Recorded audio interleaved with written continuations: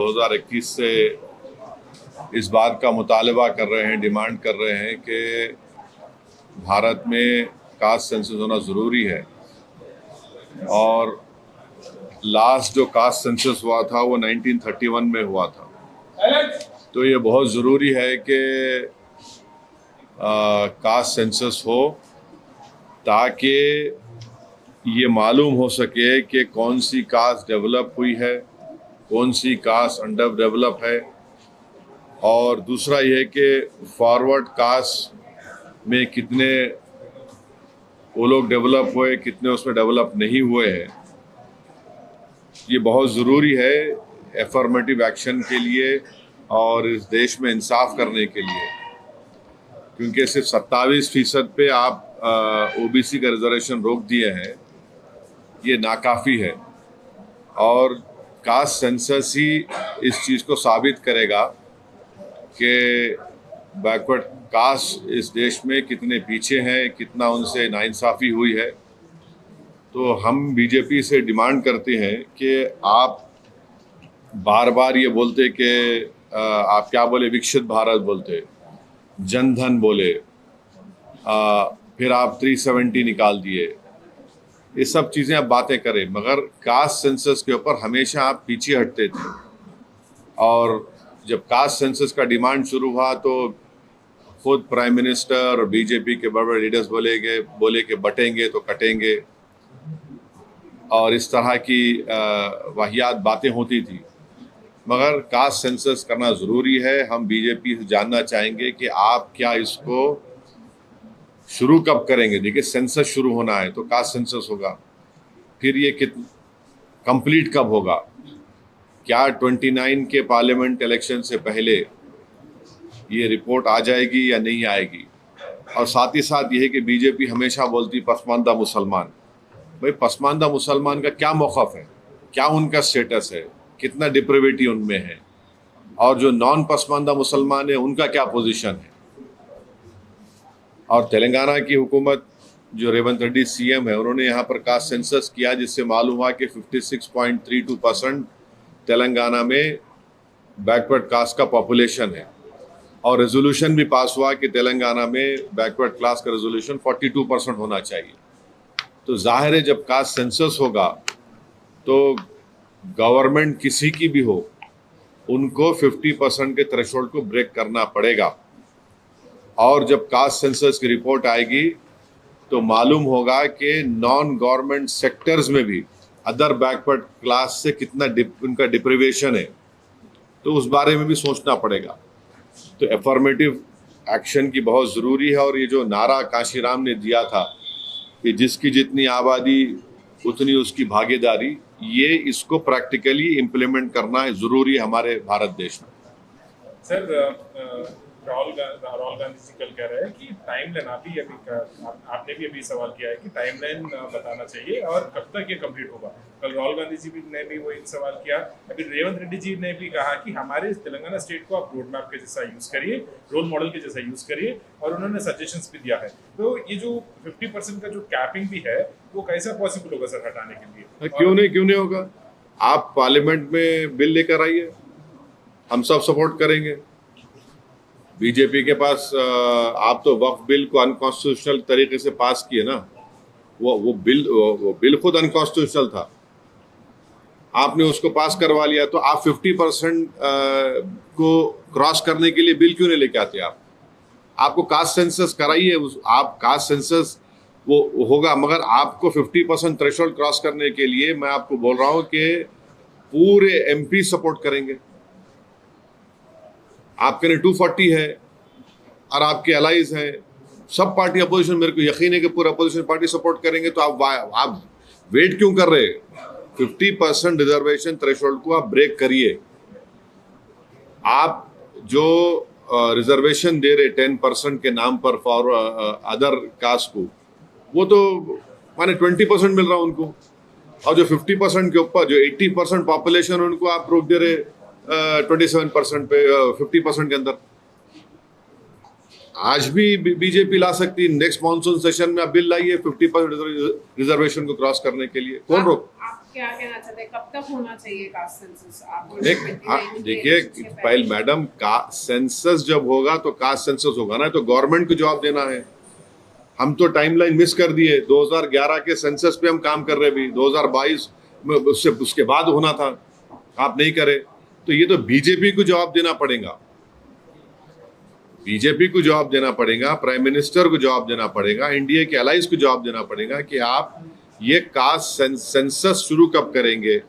जिसमें caste census होगा तो उसको शुरू कब करेंगे? 15 महीने में मुकम्मल होता बोल रहे, कब शुरू करेंगे, कब इसको कंप्लीट करेंगे, मुकम्मल करेंगे, कब देश के सामने आएगा ये?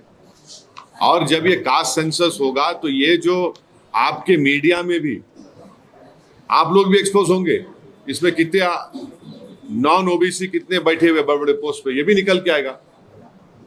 बीजेपी के लक्ष्मण जी ने अभी कुछ देर पहले कहा कि अभी जो तेलंगाना में हुआ था 12% तो मुस्लिम पॉपुलेशन है, जबकि 10% जो है ओबीसी में डाल दिया है। देवेंद्र रेड्डी की जो सर्वे निकाली, देखिए ये पसमानदा मुसलमान से इनको मोहब्बत है नहीं है बीजेपी को।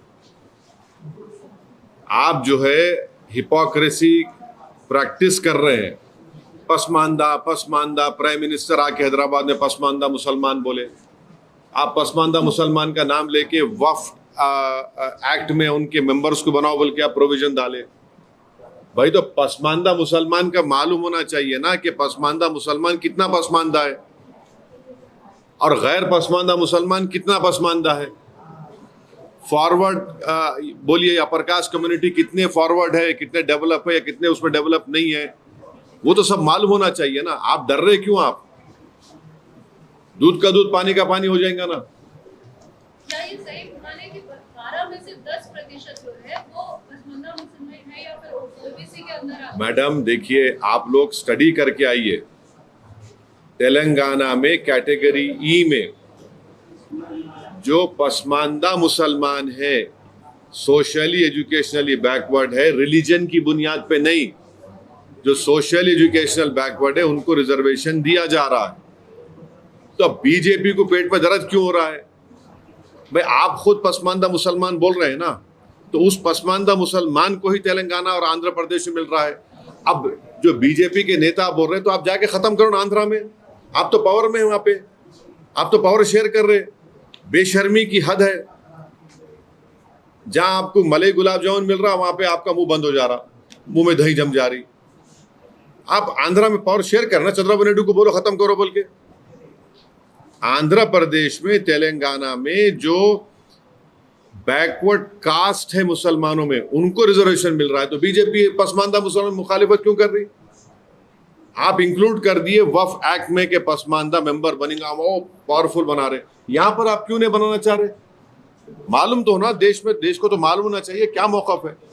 सर मुस्लिम्स का जो सोशियो इकोनॉमिक कंडीशन है, सोशियो एजुकेशनल कंडीशन है, तो सर सोशियो इकोनॉमिक कंडीशन है, सोशियो एजुकेशनल कंडीशन देखिए आर्टिकल 15 को आप जब पढ़ेंगे, 15-16 सोशल एजुकेशनल बैकवर्डनेस जो है, जिसका आपके PS कृष्णन साहब एक बहुत मशहूर इंडिया के एंथ्रोपोलॉजिस्ट थे, उनकी रिपोर्ट के ऊपर उस वक्त मेरे ख्याल से रोशिया साहब थे, ये रिपोर्ट बनी, उसको एक्सेप्ट किया गया। मगर सर जो इकोनॉमिक कंडीशन है मुसलमानों का, उसको मतलब अभी नेशनल कास्ट सेंसस करेंगे, they have announced it. So when this is conducted across nationally, and when also they get to know the exact figures of the Muslims as well, who are actually in the backward classes or जिनका situation socio-economic situation ठीक नहीं है और socio-educational situation ठीक नहीं है, तो उनको भी रिजर्वेशन देना चाहिए जैसा यहाँ पे मिल रहा है, जैसा आंध्र में मिल रहा है। देखिए एक बात, पहले कास्ट सेंसस होना है, समझे ना। जब आप कास्ट सेंसस करेंगे तो हाल हकीकत मालूम होंगी, और कास्ट सेंसस होगा तो पसमानदा मुसलमान का भी होना और जो गैर पसमानदा उनका भी होना, फॉरवर्ड कास्ट का भी होना, मालूम होना कि अगर फॉरवर्ड कास्ट के है तो वो लोग कितने डेवलप्ड और फॉरवर्ड है या कितने बैकवर्ड है। पसमानदा मुसलमान है तो कितने डिप्रावेशन उनमें है और है उनमें, और जो नॉन पसमानदा मुसलमान है उनमें कितना डिप्रावेशन है। मेरे को समझ में नहीं आ रहा कि अपर कास्ट के लोगों को पेट में दर्द क्यों हो रहा है इसमें। आप अपनी तकलीफ को, पेट के दर्द को, सर के दर्द को आप लाके मुसलमानों पे डालना चाह रहे, मत करिए। आपके सर का दर्द का इलाज आप खुद करिए। और बीजेपी, ये अब बीजेपी के जो जितने बड़े बड़े सपोर्टर्स थे वो तो गाली दे रहे थे कास्ट सेंसस को। अब उनको क्या हो रहा, उनको तब उनको दिख गया मुसलमान। अरे छोड़ो भाई, अब तुम्हारा सर का दर्द का इलाज मैं कैसा करूंगा। मैं ये कह रहा हूं कि सबके दर्दों का इलाज कास्ट सेंसस है। आप कास्ट सेंसस कराओ, मालूम हो जाता ना। देखिए, कास्ट सेंसस होगा तो कौन कहाँ खड़ा हुआ है, किसके पास कितनी दौलत है, किसके पास कितना जमीन है, किसके पास कितना एजुकेटेड है, कि कौन झोपड़ी में रह रहा, कौन घर परमानेंट घर में रह रहा, कौन किराएदार है, किसके पास एग्रीकल्चर की जमीन है, किसके पास इनकम है। ये तो सब निकल के आएगा ना। तो देश हित में है, ये अच्छा है, भारत मजबूत होगा।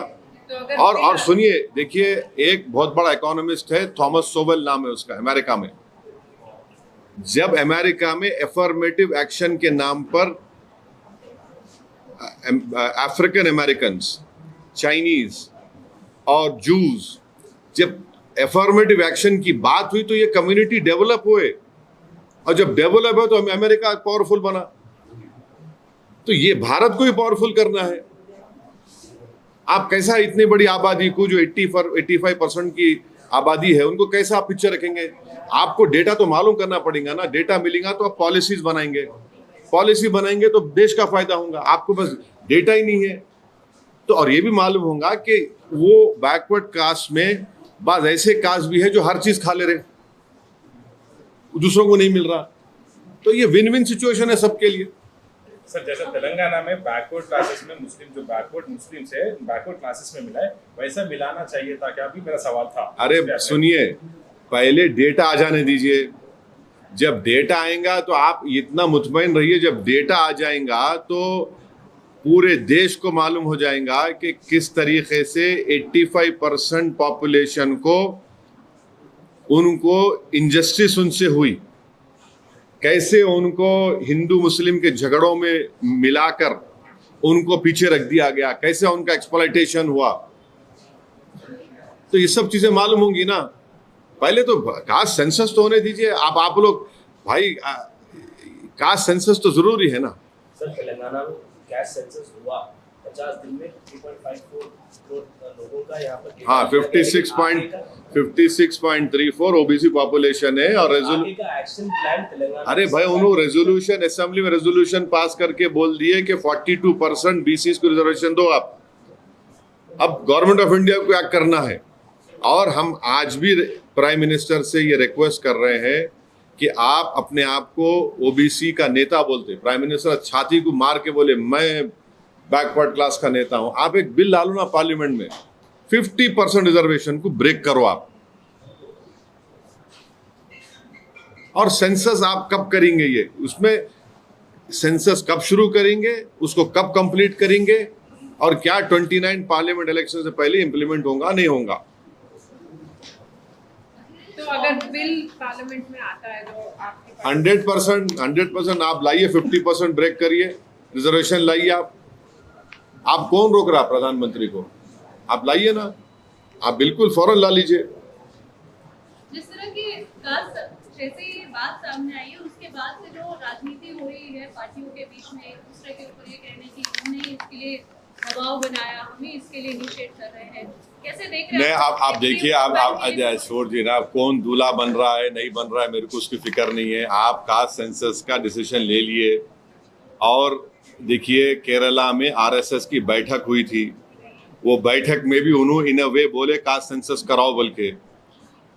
केरला में बैठक हुई थी आरएसएस की, उसमें उन्होंने बोले इन अ वे कराओ बोल के। आपका बीजेपी को, गवर्नमेंट ऑफ इंडिया से हम एक ही बात पूछ रहे हैं कि आप सेंसस कब शुरू करेंगे, क्योंकि आप डिसीजन लिए कास्ट सेंसस भी कराएंगे।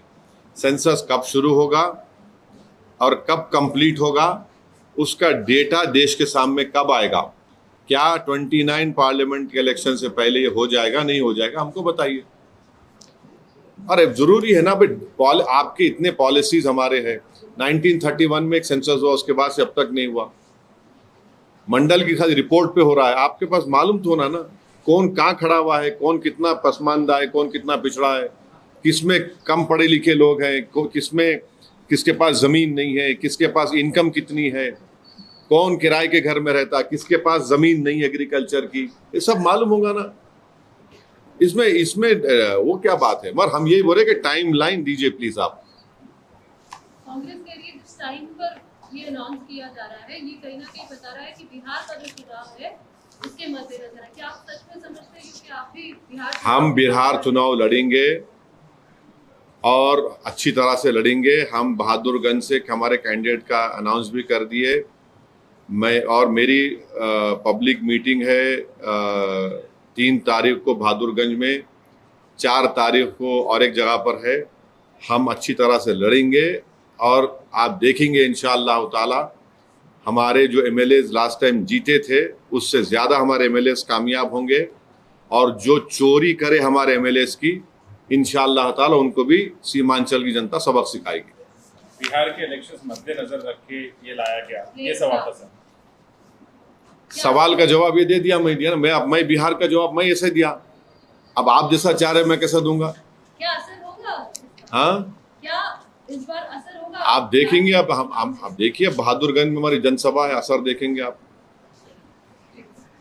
ओके सर, पाकिस्तान का जो कई सारे पोस्ट पे जो विड्रॉ करे सोल्जर्स, मतलब पाकिस्तान का जो डर है वो क्लियरली दिख रहा है। इस पे आपका क्या कहना है सर? सरकार से पाकिस्तान जो पोस्ट है पाकिस्तान के बॉर्डर के अंदर एलओसी में जो लगे हुए पोस्ट है, वहां पे at those post they are withdrawing soldiers and several soldiers left the positions and we are seeing also reports that Pakistani families are going to London. How would you like to respond, sir, and what would you like to say to the center that what center should do? देखिए, मैंने आप लोग जब press conference में ये बात कहा था कि काश 2019 में नरेंद्र मोदी वो जो लॉन्चिंग पैड्स की ज़मीन को हासिल कर लेते, जहाँ से लॉन्च पैड्स होते हैं वो टेररिस्ट के, वो आप उसको ले लेते। अब आप जब ये आपकी न्यूज़ अगर सही है तो बहुत अच्छा है, हमको जाके वहाँ पे ले लेना चाहिए। मेरे को नहीं मालूम आपके ऊपर आप बोल रहे खाली करके चले गए, तो खाली करके चले गए तो फिर हम जाके बैठना वहाँ पे और छोड़ना नहीं। अब के बार अगर कुछ एक्शन ले रहे तो घर में घुस के बैठ जाना, घर में घुस के मारते बोले ना, अब घर में घुस के बैठ जाना, खत्म। ये होना चाहिए। पीओके ले लेना नहीं, अरे गवर्नमेंट खुद बोल रही। एक बात सुनिए, पीओके नहीं, पीओके का रेजोल्यूशन है पार्लियामेंट का, भारत की पार्लियामेंट का रेजोल्यूशन है, वो भारत का है बोल के। तो बीजेपी क्या बोलती, घर में घुस के बोले डैश डैश बोले, हम बोले घर में घुस के बैठ जाओ आप। ये खत्म होना है टेररिज्म, जो बार बार हर थोड़े दिन को जो टेररिज्म होता। आप देखिए हैदराबाद में लुम्बिनी पार्क का हुआ, दिलसुख नगर का हुआ। मैं एक शर्मा साहब को जानता हूँ, तेलुगु के पंडित हैं, उन्होंने अपनी बेटी को खो दिए। कभी कभी आके मिलते मेरे दारुसलाम में, असद साहब मेरी बेटी याद आ रही मेरे को, बोले तेलुगु के पंडित अपनी नौजवान बच्चे भी खो दिए। आप 26/11 का हुआ, निजामाबाद की एक दुल्हन वो वीटी स्टेशन पे मारी गई जिसके हाथों में मेहंदी थी। पुलवामा हुआ, आपके उरी हुआ, आपके पठानकोट हुआ, रेसी हुआ लास्ट ईयर, वैष्णो देवी के पास 7 टूरिस्ट को मारे। तो आपके पास तो पूरे सब अपोजिशन पार्टीज गवर्नमेंट को बोल रहे कि इसका आप खत्म करो, ये टेररिज्म को आप खत्म करो। आप पावर में हैं, आपको खत्म करना है इन चीजों को। एक आखिरी सवाल सर, ये जो पाकिस्तानी को वापस भेजा गया उसका डेटा रिलीज करना चाहिए क्या सेंटर? किसको वापस भेजा रहे? पाकिस्तानी जो नेशनल थे, शॉर्ट टर्म वीजा पे, साग वीजा पे जो थे, या फिर लॉन्ग टर्म वीजा। अरे वो छोड़ दे भाई, वो जो बच्ची आके बैठ गई यहाँ पे 2 बच्चों को लेके, उनको क्या बोलते, तुम लोग पूछ रहे नहीं, तुम लोग वापिस जाओ बोल के बोल रहे। अरे उन्हें आके बैठ गए, उन्हें वो क्या किस्सा क्या है प्यारे, वो तुम लोगों को बड़ी मोहब्बत उससे हो गई, उसका बारे में पूछ रहे नहीं तुम लोग। वापिस जाओ। अरे हाँ, हंस रहा देखो। अरे क्या बोलेंगे। चलिए और कुछ है? Thank you.